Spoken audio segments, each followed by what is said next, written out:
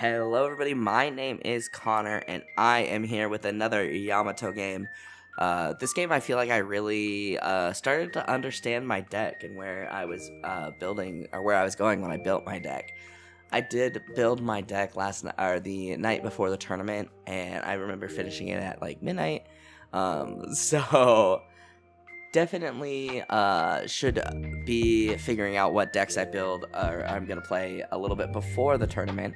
But I swing 8 and my opponent has to take it. Unfortunate for them that they don't have the counter, but great for us. They're already at 2 life. That puts a lot of our triggers online. And yeah, at this point I am feeling pretty good. I am pretty pleased with what I have in my hand. I have the reject so I can reject either their last life or something they have on the board. I think most blockers that Sabo would play, if any, are about 5 Dawn.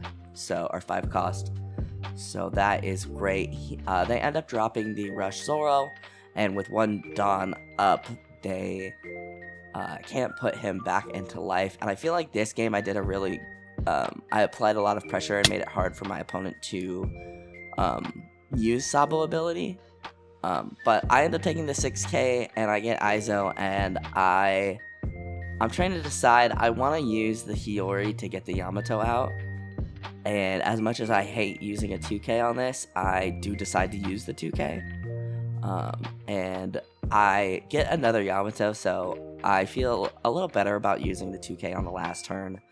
Just kind of still having that 2k. I don't think that Sabo can do too much this early in the game to pressure me, enough to where I'm going to lose a majority of my life by playing out this Yamato while also having like a 0 cost event. So I end up playing Hiyori, and I'm reading Hiyori just because I don't think my opponent is familiar with Hiyori, so I'm reading it to them, and I play out the Yamato. So before I draw a card for Hiyori, I do draw the card for Hiyori first, and now Yamato, if you don't know, she's from starter deck 13. You take 1, you put it on top of your deck, and you can then reorganize your life. Kind of like the new gate I was playing when I was playing Kategori. I really like that mechanic. I think being able to look at your life and reorganize your life is such a huge benefit to yellow decks. Not that they really need it, but it's really nice. Like in that situation, I was able to put the 0 cost event that was in my life at the bottom of my life to make sure that I can really benefit from that event. And then I go ahead and read my Yamato ability because as I mentioned in some of the last videos, I forgot that I could Yamato ability and move to Dawn. This Yamato has Rush, which I really like. I really love Rush decks. I am realizing, and I move 2 Dawn to the Yamato, and I'm able to swing 6 into that Sabo, and they have to counter out at this point. And at this point, they have no board, 2 life. Granted, we're also at 2 life, but we did that to ourselves, really. So, they did hit us once, but so I'm feeling pretty confident that depending on what they play, I could go for board next turn. Unfortunately, I don't get a good shot of their hands. It's something I know you guys have asked for better camera angles. I'm definitely working on it. I think it's the hardest part, and it's definitely one of the hardest parts about the Thursday tournament because on Thursdays I have to move tables every game, so I can't just kind of set up and make a nice little place. But they play out Rush Zoro, and they swing 6 into Yamato, and I have to let her go, unfortunately. But she really did her job. She applied a lot of pressure and let me rearrange my life. So my opponent then taps 2 and plays out Fiery Doll, which I thought was a really interesting card that they ran. And I thought about countering out of it, and I was just like, no, I'll take Nekamamushi. Cool, I could trigger him out. That is the benefit of that Yamato, playing that Yamato, especially playing that Yamato with the 4 cost card. I think that's a really solid combo right there. And we do draw that Momonosuke blocker that we put on top of our deck. So that is pretty good. I know I can use Momonosuke to put Nekomamushi back in my life if I feel like I need to. Of course, I want to swing with Nekomamushi first. So I go ahead and set out 2. I'm trying to figure out what I want to do. I just swing the 5 into Zoro, just to kind of clear him off board. My opponent had a decent amount of cards in his hand. I don't think I remember he was fairly low on cards in their hand for the most of the game. Again, very sorry about the poor camera angle. So I swing 7 into their life, and they end up taking the double attacking Yamato, and I still have 5 down up if I'm not mistaken. 1, 2, 3, 4, 5. Yes, I still have 5 down up, so I end up dropping the Momonosuke, and with Momonosuke, I can put Nekomamushi back in my life, so I can take another hit a little easier. And now I have a 6k blocker, which honestly is great for me. I am really loving how the deck is working in this game. Granted, I do know that it might be working well because my opponent is playing a bit of an off-meta Sabo deck, but I'm pretty happy with how it's showing up. And yeah, I feel like I've just constantly applied a lot of pressure to the Sabo, so he hasn't been able to Sabo effect. They go ahead and tap 4, and they jet pistol my blocker, which I actually kind of like that. I know when I was looking at their list, I was kind of like, dude, I think jet pistol is pretty useful, because in this situation, if they had a bigger board, jet pistoling my blocker would have been just awful. You know, I would have definitely struggled there. So they go ahead and play Onami and swing 7, and I play out reject, and I play out the 0 cost event, and I trash reject. I figure at this point I'm thinking, okay, I'm gonna Hody to end game here, or I could Hody to end game. I think I do Hody to end the game. Granted, I could probably just load up all my Dawn and swing at lead, since their board is really empty. Sorry, my brain just died for a second there. But I think, you know, I am playing against my friend. Like, this is one of my main homies. He's him and his wife are the reason I moved up to Washington. So, really, like, I was like, okay, I gotta do the cheese, dude. I gotta go, you know, style points.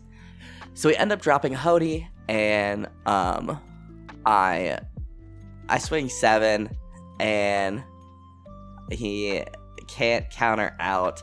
So he's showing me his hand. I do like his list, the off meta list that he has. I think it's really fun, and I did give them a couple pointers on some cards that I think would be better. They were saying that their last life was this Flame Dragon King, and I really like Flame Dragon King. I don't remember what the trigger is. I'll put a picture of it up, but I think Flame Dragon King is a really good counter. I know that I think I've seen some Purple Yellow Crocs run it. So when we go back to Purple Yellow Croc, maybe we attack that in. But I did end up, because this game was shorter, I did end up playing another game with my friend here, and this one I feel like they were able to do more Sabo things. And it was a really fun game, so we'll get into that one right now. Alright, so here we are into our second game versus Sabo, and I end up going first. This hand is a little more diverse than the last hand I got, and honestly, I love seeing Onami in my hand at all. With the double attack, I feel like it's just so good, being able to get the Onami double attack off. Banish double attack. So my opponent ends up dropping the baby Sabo, and I get to 3 Dawn, and I get Ace, and I'm pretty happy about that. And I'm trying to decide if I just want to swing big or if I want to drop the Nami and swing 6 with Banish, and I end up dropping Nami to swing 6 with the Banish. just because I think that my opponent they'll counter out of it. I think it'll kind of force them to counter out of it, and they do, and that's great. We get rid of the Shiraya, and I think a Sanji blocker, I think. So yeah, I'm feeling pretty pleased that I was able to kind of get them to dump some of their hand. Yeah, you know, I'm playing no Nami for some reason. God, I wish I knew. But my opponent goes ahead and taps 3, and they play the Rush Zoro, which is fine. I think at this point I'm feeling like I can take those hits, but I counter out with Nekomamushi, and they swing 6, and I could counter out with Yamato, but yeah, I go ahead and take it, and we get the Momonosuke Searcher, which is pretty great, and we top deck Hody Jones. So yeah, I'm feeling pretty good with what I have in my hand. I am at 5 Dawn. Unfortunately, Momo can't put Onami into life. That'd be so good. It'd be so busted. But yeah, I end up tapping 5. And I think I tapped 5 because I was gonna play Ace, and then I realized I'm not at 2 life, so I don't want to put Ace on the field. My opponent still has all of their life, so Yamato doesn't get Yamato doesn't get the 2 extra Dawn. So I end up just playing the Momonosuke Searcher. I tap 1 to play him, and tap 1 to search, and I'm okay with that play. I think it's a pretty solid play. If Momo lives, I can't put him in my life. Never mind, I can't put Momonosuke into my life. I mean, if Momo lives, I get to search again, which is great. And we have some pretty good choices. I know I was tempted to put the Hiyori in my hand because she is a 2K and she is just a really good card, and it's something I could put back in my life. But I end up getting the other Hiyori, the green Hiyori, and I will put her in my hand in a second. Yeah, so I end up swinging 5 into life, and I promise that, yep, there we go. Brain doesn't work apparently when playing One Piece. So yeah, I put her in my hand, I swing 5, and he ends up taking the hit, which is great for me. Love that for me. And yeah, so I am assuming that my Momonosuke Searcher is going to go at some point, which is unfortunate. And I'm thinking about taking a life so that I could play the Rush Ace, and just, I feel like Rush Ace with, you know, the Yamato swing, which, I can't see how much Dawn I'm at. 3, 5, 6, 7, so I'll be at 7 Dawn. Yeah, so I can get 2 7k hits in next turn if I take a hit. I think that's sounding pretty good to me. So that's kind of where my mind is going at this point. And my opponent drops the 5-drop Luffy, which is fine, really. Yeah, I'm not super worried about the 5-drop Luffy at this point. He swings the 5 into Nami, and I have to let Nami go, unfortunately. Very sad day for me. And then he swings the 2 into the Momonosuke with the baby Sabo, and I'm like, okay, that's just rude. And then 7 into life, and I take it. I almost flip it over on accident. I get the 2k Izo, and I am content with that. And then we get another Hiyori, another 4-drop Hiyori. So I definitely have options here. I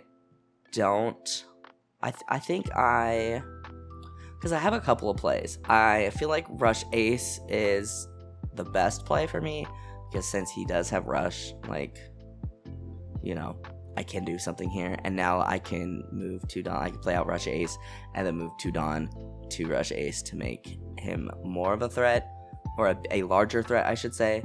But I am thinking about playing, I think, the Yamato again with the Hiyori, and I might do that because that puts me at 6. Yeah, I don't hate that play. I really don't hate that play. I don't think it's as strong as just playing out Ace, but I think I wanted to play out the Hiyori. I really like the Hiyori card. I know when I was building my deck, I asked my friend Gecko, and he said that he's not a big fan of the Hiyori, and I was like, I could see like replacing it, but like I like it so much. So I end up playing Rush Ace. I swing 7 into Luffy, little brother on brother violence for you guys. As all brothers do. He ends up countering out with the Yamato. Ironically, the same Yamato I run, so very, very cool. We are running similar cards. So slay. And I swing 7. Do I swing 7 at... I swing 7 double attack at life, and they take the first hit, and they're reading it. They're reading the trigger. I think they're trying to remember if the trigger works or if it's worth it. And I can't remember what it was. I think I asked them after game. And then, yeah, they take the second hit. So my opponent is now at 1. And I am okay with that. They do end up getting the blocker Sanji. And they trash Sanji to play Sanji. And, yeah. See, okay, so my opponent last turn, if they had one more Dawn, they could have put Rush Luffy in their life. And I think that I just did a decent job of applying pressure, and as I mentioned, their deck's a little off meta, so I think I did a good job of applying enough pressure to kind of make them have to play the more expensive cards and not have the extra Dawn to do Sabo ability as much. So they are sitting with a pretty full board, which is a little scary, but I do have a good amount of counter, and I'm not super worried about taking my own life at this point, or taking life at my point. At this point, I have, Rush Ace on the board. I'd like to keep Rush Ace on the board if possible. And I have Hody Jones in my hand, so even with the Sanji blocker, I feel like I can still, make something happen here. And they're separating out their Dawn, trying to see what they can do, how they can, what's the best option for them. And yeah, I have 6k and counter. So they end up swinging 7 with Sanji. And I do like this play from them. They swing 7 at Sanji into Ace, and I would give them the 1k out. And then they swing, I think they swing another 7 at, I feel like they swing another 7 at Ace. Then they fire Idol and buff up their leader, and they swing at me, and I take it. I get the Momonosuke or a Searcher, which I'm fine with. They swing 8 at, I feel like they swing 8 at Ace, honestly. No, they swing 8 at life. I take it. I get the reject, and I trigger the reject out, and I get Kikunojo. And at this point, I remember I was a little worried. I was like, okay, but they don't have another swing, or they don't have enough Dawn. They could have loaded up Baby Sabo and swung him, but they end up putting the Sanji back in their life, which I am not mad about. They give the Baby Sabo the 2k.